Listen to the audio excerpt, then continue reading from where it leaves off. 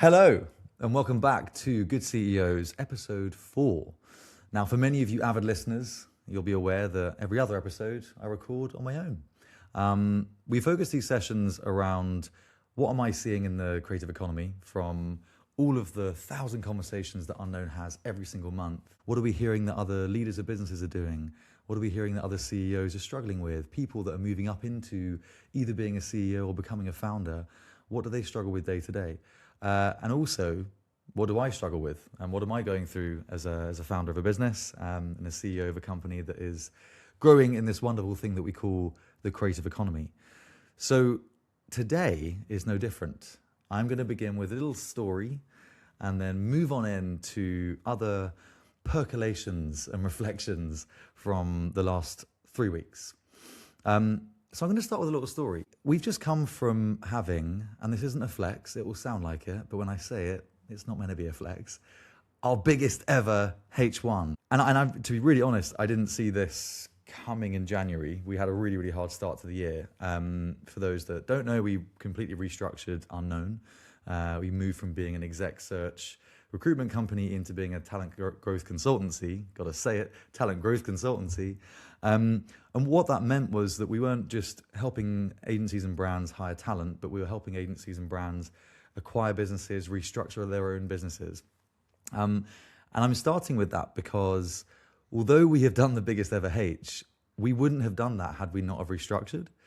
And if I go back to 2 years ago when I had kind of accidentally helped a friend acquire 2 or 3 companies. So somebody came to me, I won't name them. They came to me and they said, look, I'm either looking to get a new job, I'm an ex-chairman of a business, or I want to build my own group. And I was like, wow, that is A, such a compliment that a chairman is coming to me asking for a new job, and B, like that they come to me to try and figure out who they want to acquire. And so I got really excited. I spoke through the whole, what would you do or what could a chairman do? And every option I could think of, I was like, okay, well, either it's being like another CEO in another agency group or becoming a CMO. But if you've been a founder and then become a CEO, then a chairman, the last thing you're going to want to do is to be on the hook for ROAS and you're going to have a boss and it's going to feel like maybe even a smaller role than you've had before. So we wrote off the idea of them going back into working for another business. And then when we came onto the buying and selling of companies, I just found that really easy because I was like, well, okay, in what kind of world and how would you build this thing out and what does the world need and what does the world not need? So I spent the next kind of 3 months going through my Rolodex and being like, oh my God, this independent agency. And I loaded up that founder's diary with loads of different invites. And I was like, I'm pretty sure people charge for this. I'm pretty sure that if you introduce someone that ends up becoming an acquired business, that there should be payment or something. Anyway, I didn't obviously then go and charge the person after they bought 3 companies, but it did make me think, like, there is so much value, particularly as we're seeing a lot of the holding companies come down in their size. We're seeing loads of people either build these kind of ecosystems of companies. Back then there were things like Harbor and all these different ecosystems of agency brands that were coming together. But the more I thought, wow, okay, hold on, that's going to be really powerful, particularly for brands that want specialist agencies. So I was like, okay, this is interesting. And this brings me on to my first learning. What I did was ask the people that I was closest to if they thought that we as a business could do M&A. And 90% of the people said no. There were loads of different reasons. There were things like, oh, you're known for recruiting talent. I wouldn't stray away from that. Double down on what you're really good at. And I really accept that advice. I give that advice to a lot of agencies that I work with. Others were like quite negative about the M&A landscape. They'd say things like, oh, everyone wants their fee, and these M&A advisors don't add any value to the process, and I can't see any white space that's required for a business to be in that space. So I thought, okay, that doesn't sound very positive. Maybe I should just not do this. But before I said no, I thought, well, okay, there must be these companies out there. There are tons. There are millions of M&A firms out there, from WY to Waypoint, like we had Matt Lacey on, to Jeggy and Clarity. Over in the States, you've got Palazzo. There's loads of M&A firms out there that are doing really well, that are adding value to processes. So I thought, okay, I'm going to go and meet those people and see if there is anything that we can do to help them. but also understand like how they work. And yeah, I sat down, I met with, I think 8 M&A firms in the end. And the number one thing that I learned in that process was the value is the opposite to a recruitment company. So when you run a recruitment company or an exec search firm company, the value is in the acquirers of talent. So all of the agencies and brands, you couldn't launch a recruitment company unless you knew a lot of people that had the problem of hiring talent. So that's where the value is. Yes, of course, you've got to know all the right people, but in recruitment world, that's normally the easier part of the job. In M&A, it's the opposite. Everyone knows who the buyers are because they've got all the money and they're very big names and they're either banks or PE companies. No one knows who the sellers are. So no one really knows who is open to selling their business or taking investment because they're in their own worlds doing their own thing. So I was like, wow, that was the penny drop moment, because unknown has been, I would say 70% of our clients are growing and scaling agencies that either want to hire new talent, hire a new CEO, build new teams, expand into different territories. The number one reason why clients call us is because they're growing or because they want to try and grow more. So I thought that gives us quite an exciting advantage point, because we hear when a company is shrinking because the talent calls us. If X company is making a ton of redundancies, we as the recruitment company get all of that talent coming to us going, help, I need a job, get me out of this business, it's not doing well. So we hear that side. But on the other side, we hear the positive news, which is we've just won 3 new clients, we're expanding into LA, we've built this new capability onto our practice and it's going really well, but no one knows about it. So you get this inside track of knowledge as this recruitment company. We thought about that and then thought, okay, let's go to school. Let's learn as much as we can about M&A. What can we do and what can't we do? There's loads of things like you need to be fully vetted if you want to do the sell side stuff. But for us, the value that we were bringing really was on the buy side. It was, to a branding agency that's expanding into the US. Where are the best US-based branding agencies that we could buy a mini version of us? Or it could be an advertising agency that are expanding into design. Who are the best design companies in London? A digital transformation agency expanding into the UK. We need to divest and diversify our 95% US revenue into European revenue. Who are the best product digital agencies in London? That we found really easy. So fast forward a year and a half, and we've had the best ever H of our lives, of our existence, which is 6.5 years now. And 30% of that revenue has come from our M&A practice, which I just find like crazy that there was just this undercurrent of revenue that we've been completely ignoring. And it comes back. I have a point here. I have a quote, as I always do. The quote is, don't listen to the people closest to you. Listen to the people closest to your goals. One more time. Don't listen to the people closest to you. Listen to the people closest to your goals. We've all been there where we're speaking to our partner and we're thinking about taking that promotion for that boss that she or he hates. And she goes, this is a terrible idea for your career. Or he goes, why would you want to take the promotion? They're the worst person in the world. And they're reacting because they love you, they care for you, but their goal, most partnerships, is for you to be happy, you to be calm, you to be present at home. Their goal isn't perhaps necessarily your career goals that you made 15 years before you met each other that are majorly important to you. You can't ignore their advice because you need to maintain your partnership with your partner, but you can't always take their advice as gospel. And I look at that situation. I asked a bunch of, respected friends in the industry. One of them, have coached me, have mentored me in my career. Many of them are my clients who I'm asking, should we do this new thing? And the resounding answer, bar 10% of them, was no. And yet, we did, and I'm so thankful that we did. I am someone, and I've kind of had to learn this as I've grown, I'm very impressionable, and I'm so in on a conversation that I will take what that person is saying for that moment, as gospel.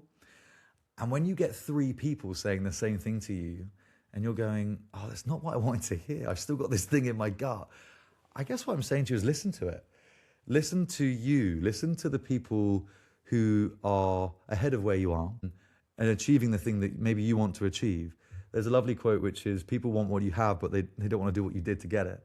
And I think that's very, very true in a lot of instances, whether it is your partner or your colleagues or your friends out in the world.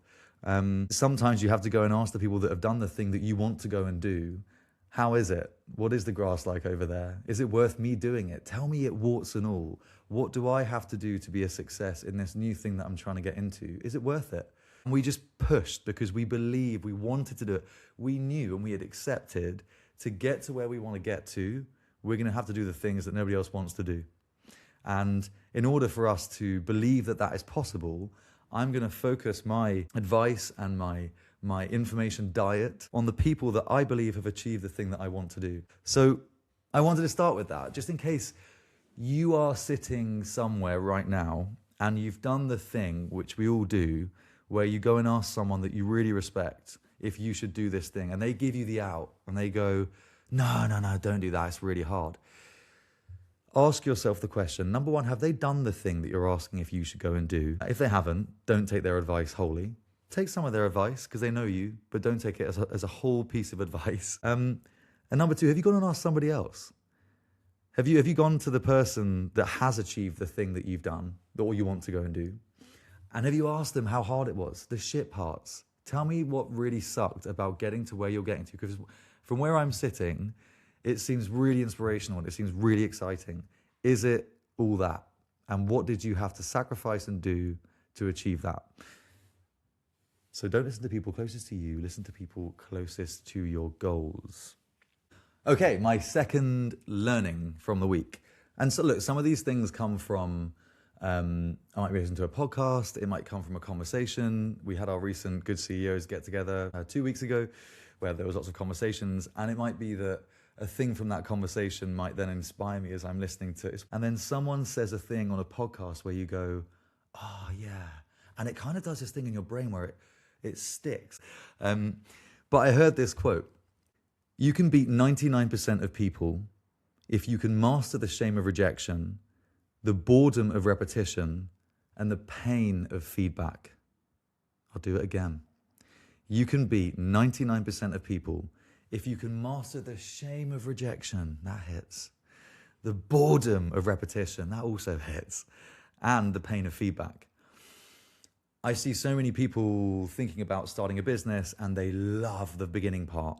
The fuck you, I'm going to do it differently. I'm going to, here's my positioning deck and here's how it's all going to sound. And then they sit back and they go, okay, I'm going to start this. They start, they realize there is a ton of rejection. No one wants you to do this. Not even your partner in some cases, not even your friends, not even the industry. Sometimes Henry Ford, if I asked them what they wanted, they would have asked for faster horses. Then he invented a car, I think. You have to accept that when you come up with a new idea, when you start a new business, when you join a new role, whatever it is, you're going to have some rejection, and you're going to have to be okay with it.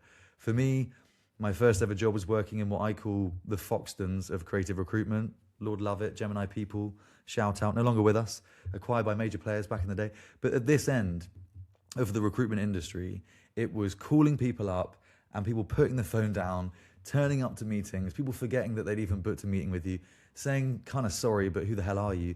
It was like 5 years of getting a spoon out and eating shit and having to say, it's okay, people don't necessarily like me. I will have to try and convince them to like me or to come away to my way of thinking.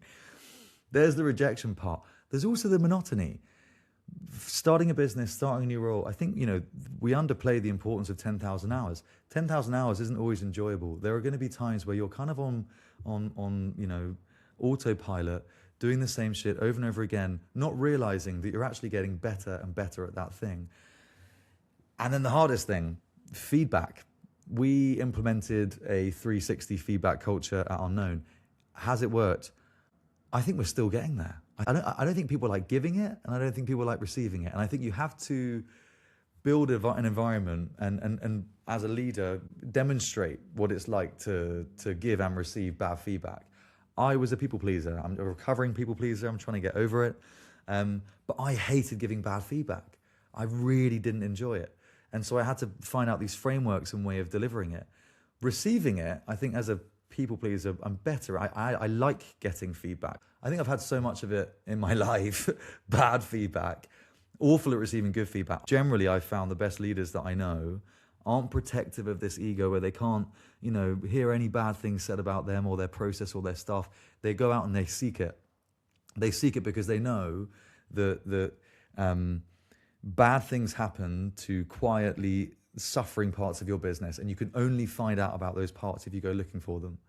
So I like that quote. It really kind of, it made me land on this belief. I think as we're seeing more of these independent agencies pop up, some will be brilliant freelancers where they take on 2 or 3 clients, and some of them will be incredible businesses. Some of them will be built by people that are very willing to accept rejection, very willing to accept the monotony of their jobs, and very willing to accept bad, good, and average feedback to help them get better at their thing. And I think, again, it comes back to a quote which I love, and that is, people are either playing to win or they're playing not to lose. It's that whole growth mindset versus fixed mindset, or the other way around thing.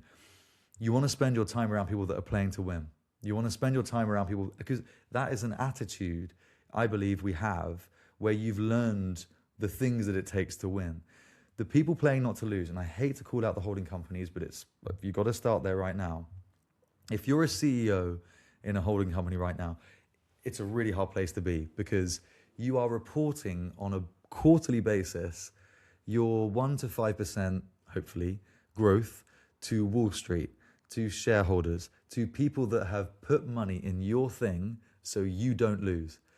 That is a very different business to a startup company where it's like, what have we got to lose? Let's just play to win. How many relationships can we grow? How many products can we build? How many different operating models can we try? How many people can we bring in and empower and break the rules and tell them they can do whatever they want and be whoever they want? What an incredible environment to be around. On the other side of that, you've got what it feels like to belong in a holding company where a lot of those crazy growth moments of what could possibly go right, that mentality flooding through the veins of every single person working in that business. I don't want to tell a negative story about the holding companies, because I think at a time that model really made sense. It made commercial sense. You take out the key man risk. You kind of operationalize the business, and you make sure the company is focused on doing what they do really, really well. The focus is awards and culture and work, and that worked for a while. When it's not working, what's that thing? It's capitalism on the way up, and then it's socialism on the way down. Everything's grow, baby. Try what you can. Then when it starts to come back down, it's like, fuck, okay, how are we spreading this? Oh God, de-risk. Make sure that everyone is doing what they should be doing. Not crazy things, but just like the right job at the right time in the right place. You start to see this kind of tenseness to a business because they're so afraid of losing. And then that drips into the culture of the business. They're playing not to lose versus playing to win. And I think that's an attitudinal thing. I'm not saying that if you are in a holding company, you can't play to win. I'm saying it'll be harder, but it's worth it. And if you can figure out what is it that we need to do within this culture, within our relationships with our clients, so everything we do is about winning and trying things. I think the first thing you'll come to is the culture that you build around fear. I think the first place you'll come to is, do people feel like they can give and take good and bad feedback? Do people feel like they can plug in with full autonomy to do the thing that might be quite boring but repetitive and therefore create bigger things? Do people feel like they're able to fail? Can they take big risks? Can they take strategic gambles on behalf of winning, the $100 billion business? Or would you prefer them to play small and just focus on that $1 million business, just not losing it? Just don't lose it. I think there's something in there. I like it. I'll land on my last quote on this, which is, money loves speed, wealth loves time, and poverty loves indecision. I'll go again. Money loves speed, wealth loves time, and poverty loves indecision. What the fuck do I mean by that? I'll start at the other end. Poverty loves indecision. When you're figuring out how to finance your company, or you didn't make that decision, or you went, let's just see how it plays out, I guarantee you someone somewhere went and did it. Ahead of you, they took the gamble, they didn't mind the risk, and they went, I'm going to try it. And they won. They won the money, they won the thing, because they made the decision. Those that sit in the purgatory of indecision, of should we, oh God, what if? I generally find that those are the ones that end up becoming less happy or less wealthy. Wealth loves time in the middle of there is, well, if you think about wealth, if you put it into an S&P 500, it's going to yield somewhere between 8 and 12%. That's a long-term 10 to 15 to 20 to 30-year play. Wealth, and that's not just in money, that happens in skills. I love the idea of playing long-term games with long-term people. Many people that I've worked with have left the creative industry and gone into the tech industry, and they found themselves competing against people that have been in it for a very long time. Your network is your net worth, right? So if you spend time building wealth of relationships over the course of 20 to 30 years within a niche, you will be wealthy, not just in the great relationships that you've got, but also as a commercial vehicle as well. Long-term game with long-term people. So I like that quote. And I guess I'm saying all this stuff because I think we sit on stuff for too long. I think we fear rejection. I think we fear being wrong. I think we worry about fuck it and find out. We worry about, praying for forgiveness versus asking for permission and all that stuff. I guess I'm saying this to you right now. If you're pondering something that in your gut you know is right, even though 2 or 3 people have said don't do it, I dare you to do it. One thing, not all the things, because that's one thing where we can get wrong. Don't do all the things at once.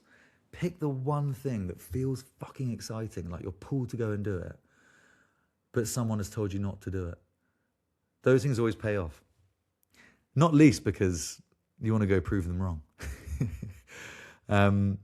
So I'll land that. That's my second insight that I've had in the last couple of weeks. Actually, I want to add 2 more to that. I think we're in the world of making big moves, big changes, and we've glamorized. Because of social media, you only see the success, you only see the outcome, and you'll just hear this business has announced this huge thing, and you're like, how the hell have they done that? Where did that come from?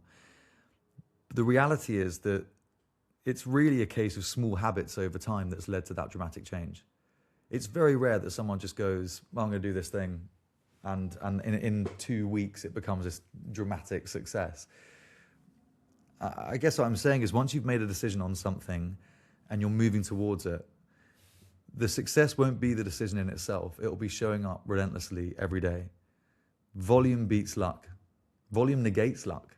If you stick at it, if you're sure on the thing and you're ready to prove everybody wrong, show up every day. Set yourself a mission. Set yourself a task where it's like, I know I want to get to this thing. So to get to that thing, I'm going to do this thing 100 times. I'm just going to be relentless. This could be starting a podcast. Don't you dare be part of the graveyard of podcasts that have started and given up after 10 episodes. They do a series and they go, fuck me, that was a lot of work and I got no followers. You have to stick to it. This year I said to myself, I'm going to do 2 of these every single month for the whole year. And if it still sucks, I will park this and find a new thing to do. But I'm enjoying this. I'm enjoying the process. I've set a goal. I'm showing up every week to this thing. Hasn't got to be a podcast. It could be building a personal brand. It could be, I'm going to just write 100 LinkedIn posts in the next 3 months, every day. I'm not even sure if that maths works out. How many days are there? In the next 4 months, every day. Just whatever it is. Be relentless. Know that small habits beat dramatic change and volume negates luck. I really, really believe in that. There are so many things that I've started and stopped and I've looked back on and I've gone, I wish I just carried that on because I had something in me that was going, but I just didn't know what the goal was or what I was trying to achieve. I wish I just stuck to it and just carried on doing that thing because I know that volume negates luck. So, I don't know, wherever you are in the world, I hope that hits you somewhere. Maybe someone said it in a meeting 4 weeks ago, and now I'm saying it to you as you're listening, that you want to go out and do that thing. Go do the thing. Go do the thing. About 2.5 years ago, Good CEOs wasn't a thing. And 2.5 years later, it's now 75 people in a WhatsApp group where we meet every 6 weeks. I feel like just being accountable to this thing, and it kind of leads on to what I was just talking about just showing up and just giving it a go. I said to myself, if I can get 100 people in a group, and then we stick to making the culture right and we don't overload it and we keep it cool and, make it a vulnerable, nice culture, that it'll be worth it. And it's totally worth it. I love this quote that landed with me as well, which is spend time around people whose minimum standard is your goal. That's kind of what I'm doing with Good CEOs. some of these people have built businesses that are 20 times the size of my business. And some of these people have the culture that are 10 times the culture of my business. It's so interesting because not one of those CEOs is 10 out of 10 on everything. The sum of the parts equal 10 out of 10. Some are great at finance, some are great at operations, some are great at culture, some are great at the work side of things. All of them are great and world-class at one thing. So if you spend your time around people that their minimum standards in finance or minimum standards in culture and operations is your goal, it's that whole thing of spend time around 6 people, you become the mean average of those 6 people. I believe that's what's happening to me as I belong into this community. So I guess I'm saying this to you to say, don't underestimate the time that you spend with other human beings that you find inspirational. And if you can't physically do that, you can audially surround yourself with those voices. I find that podcasts are my version of that. If I'm living a remote life, if I'm away for 2 weeks or whatever, I will find someone that I find really inspirational, and I'll just absorb that information because you're hearing from someone that you find inspirational. And again, it goes back to the first quote of the first part of the podcast, which is that ask people who are close to your goals. So it's quite a nice loop, actually. It kind of loops back into this philosophy of learning from people that you're inspired by and asking for directions from people that have been where you're going versus the people that have never been where you're going. All right, we're going to move into one piece of news. I'm only going to do one piece of news in this episode. I'm going to do one piece of news and also one prediction because, to be quite frank, it's really fucking hard to do 3 predictions every 2 weeks. And if I did, and if I just fudged them, I feel like you'd be like, he's just making them up. And I really want to mean the predictions that I'm making. So this is clever because my piece of news drips into my prediction. Okay, what is my piece of news? I hear you all screaming at me. Bending Spoons has just announced its plans to IPO at an $18 billion valuation. What the hell is Bending Spoons? I'll tell you. Bending Spoons, fantastic name, by the way. Fantastic name. I'm seeing Uri Geller bending a spoon. I don't know which show it was on, but he bent a spoon with his mind. And I guess at that valuation, this company have done something similar. What do they do? And why am I speaking about it? Because this is a tech company. It's a highly operationalized tech company, but we're called unknown for a reason. We borrow things that are happening from different worlds. We're not just learning, we're not navel gazing, we're not just asking one person how they're doing that one thing in that one industry. We're borrowing from different places. So, Bending Spoons, they basically buy aging software companies, right? They bought Evernote, remember Evernote? Eventbrite. God, they've had a bunch of different things like that. AOL is in there as well, right? All these things you're like, isn't that thing from 2012?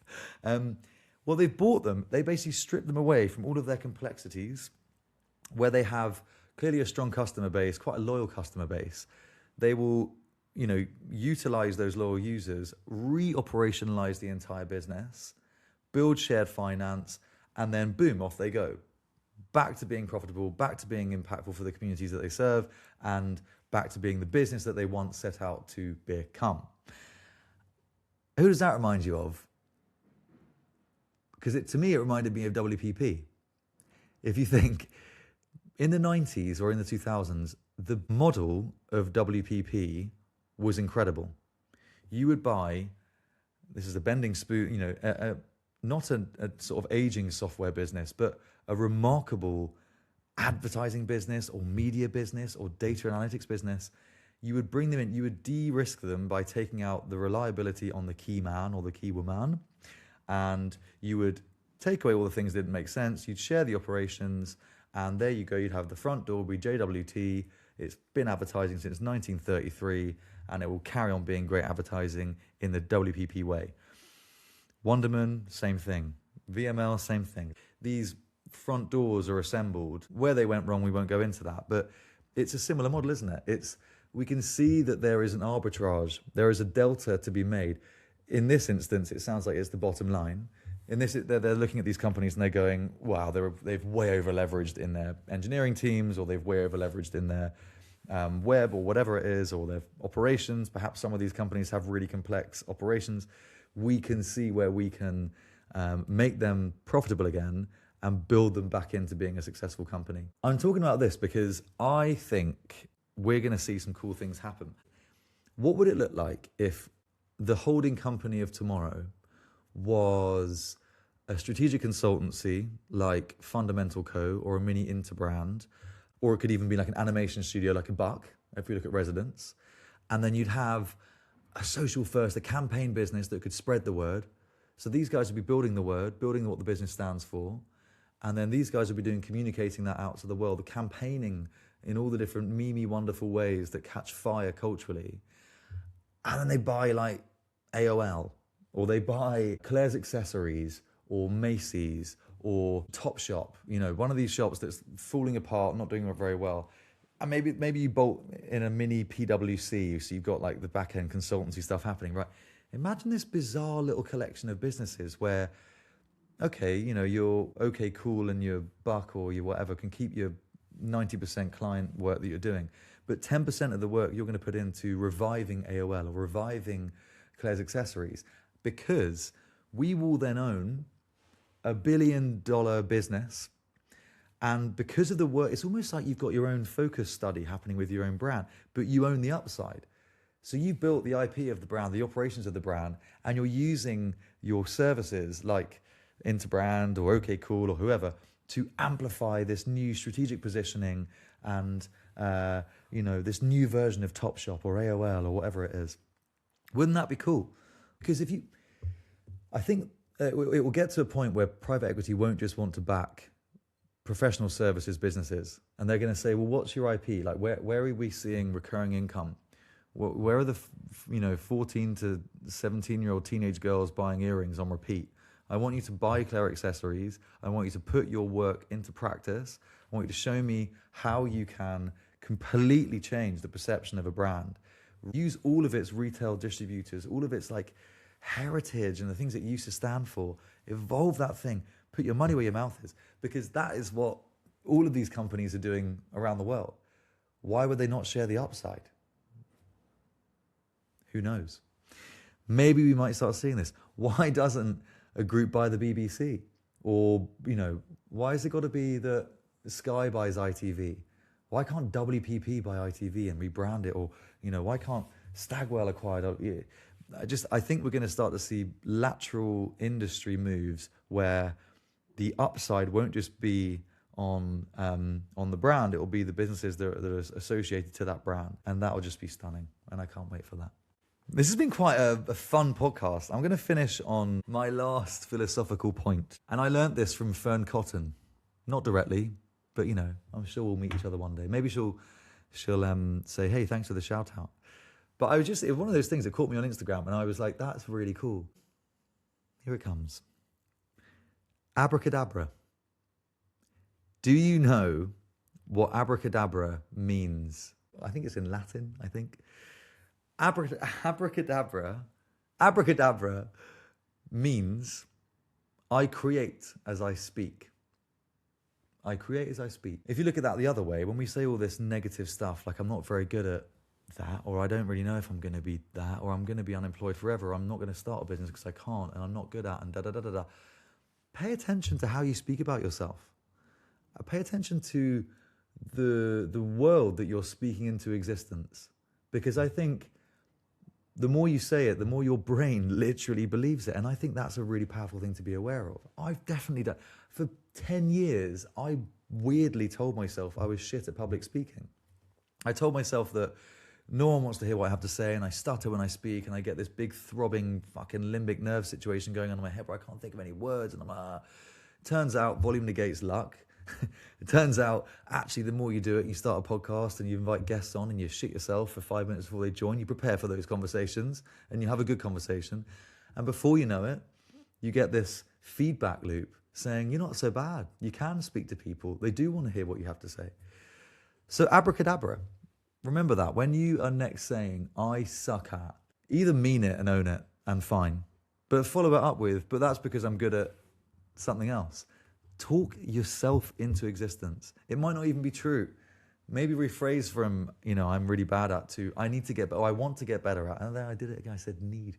I want to get better at this thing because at the moment I'm not the best version of myself at that thing. Wow, this is a bit of a. I'm getting quite pastoral. Is that the right word here? But it's coming from a place of Britishness, Taoism. We just lost the World Cup, so I believe all of those players believed, and I believe we as a society are fantastic at taking the easy out and playing the underdog. Oh, I can't do that. And a lot of the time, you'll be right, you'll be true. People will start to affirm that thing and start to agree with you and say, oh yeah, no, Ollie's really bad at public speaking, or Daisy's not so good at maths. Yeah, and that becomes truth. And you'll be lying there on your deathbed going, why the fuck did I say that? Why did I speak that thing into existence where I could have just gone, I'm going to get better at that thing? So I'll leave you with that. Abracadabra, I create as I speak. How beautiful if you can speak something that you are crap at right now into existence just because you went, I'm going to speak that into existence. And you might be at home right now going, I might start that business. I'm not going to say I'm not very entrepreneurial. I'm going to say I'm going to become very entrepreneurial. Who knows? Who knows? I've really enjoyed this. Thank you so much. I hope you're still here. If you are still here, thank you. We have some questions, I believe, from our listeners that I'm going to get into. Here we go. We have some questions from our wonderful community of good CEOs. Here is the first one. When you set a North Star, you have a public-facing North Star that's aspirational for your client or customer base, but you also need to have an internal North Star that's a lot less sexy and more measurable. So the best North Star you can imagine is Airbnbs, belong anywhere. We want to create, I forget what it is, what the words are behind it, but it's like, we want to make every single tourist feel like a local in every city, in every country in the world. So that's a really nice North Star for a product-based business like Airbnb. I think this is where agencies really struggle because they'll come up with a big thing. I think AKQA's was something like create a better future, or IDEO, make everything human-centered. These are quite nebulous North Stars because you're not saying to the rest of the company exactly how you're going to make that happen. So I think when you're speaking about acquisitions and making sure that you're part of the 25%, the North Star needs to be both spiritual, philosophical, belong anywhere-y, but it also needs to be pragmatic and measurable. So I think the dream is the infinity loop North Star, but not everybody can be Apple, not everyone can be Airbnb. And agencies, I think, because they do this for brands, they struggle when they're thinking of themselves. And I think sometimes they can be quite flimsy or meaningless because they're so lofty. So, if your North Star is to create really strong relationships between brands and people, yeah, no shit, that's going to be every single agency on the planet. I always like to think, what's the inverse? If you can't do an inverse without laughing, then it's not a good North Star. If you go, we want to become the most integrated agency in the world. Rory Sutherland says this brilliant thing, that's like saying I want to have an integrated meal. You don't turn up to a restaurant and say, I prefer if I had my meal disintegrated and not able to be consumed. So I think you have to be careful of the words. But to answer your question, I think it's a combination of those two things. It's a long shot, big North Star that's real, and the words behind it are meaningful, and they mean something, and it's a philosophical thing that the world wants. And at the same time, it's a measurable, like that Airbnb, every single person in every city, in every country can feel like they belong anywhere with our new product. So the next for agency world, it needs to be that kind of. You want to be able to drop the thing on your foot. It needs to mean something enough that there's no way that you can't understand that. But yeah, in answer to your question, I think a great North Star is when it's both meaningful, hard to reach, in the distance, and measurable for the rest of the business to be able to say, wow, that's incredible. So like unknowns, for example, we've had loads of different North Stars, to be honest, because as we've evolved as a business, back in 5 years ago, it would have been something like, we want to be the only company that creative companies call when they're growing. That North Star is still true, but I want to become the world's most connected creative company in the creative economy. Because I don't just want to be called about recruitment. I want to be called about winning clients, selling businesses, restructuring companies. And so that drips down into the rest of the business where it's like, okay, what are you doing today in the long term where your act today is going to impact that long-term goal? And it needs to be able to be very clear. Is what you're doing, do the curtains match the drapes? Do the actions match the words of this North Star? And I think the ones that sit in the 75% is when it's like so nebulous, so random, so meaningless, that people don't know how they contribute to that North Star. How might Bending Spoons learn from some of WPP's mistakes? So I think if you go back to why and what happened with WPP, obviously the whole thing was around acquiring assets that meant something. JWT, VML, Wonderman that became JWT and Wonderman. The thing that they bought was valued by the customer that was buying it, i.e. brands needed advertising in the way that JWT made advertising. Brands needed user experience and connected advertising in the way that VML were doing it, that it goes on and goes on. Where I think Bending Spoons have nailed it is they've realized people have gone to Evernote, AOL, and all the other companies, Eventbrite, for a thing that they really value. And they've not taken that away. They've kept the value of the thing, but they've stripped it out of the stuff that wasn't valuable. A lot of companies, I think, as you're trying to survive and thrive and diversify, you end up bolting on parts of your business that aren't core reasons as to why the consumer's coming to you or why your clients are coming to you. And so I think Bending Spoons, it sounds like they've already learned from that mistake. They will be relentless in understanding the value of the things that they've bought in the customer's eyes, in the paying customer's eyes, and not in their heads. We have a problem in the industry, which is we're staring at our navel for a long time and we're forgetting the very people that are buying the stuff from us. And we sometimes think we know better than they do. So I would say that the best thing that you could do if you were a Bending Spoons is focus relentlessly on why the customer's buying the product from you and how you make it better. Okay, that was episode 4 of Good CEOs. I really, really enjoyed doing that. Thank you. And also thank you for the questions. It's genuinely really helpful to know what you all want to know about. And if you want to ask a question, it's really, really simple. Just subscribe to the podcast, subscribe to the newsletter. Follow me on LinkedIn. I put it out every 2 weeks. You'll see different slideshows of all the insights that we're putting from the conversation. So if you don't like listening to this podcast, you can slide along with our carousels or you can read the newsletter. So please keep the questions coming. Either reply to me, to the newsletter, comment on the LinkedIn posts, ask me anything you like, troll me, whatever you like, whatever you want to do. I will try and come back to everything that is asked from me and asked of me. It's great to have you here and great to have you involved.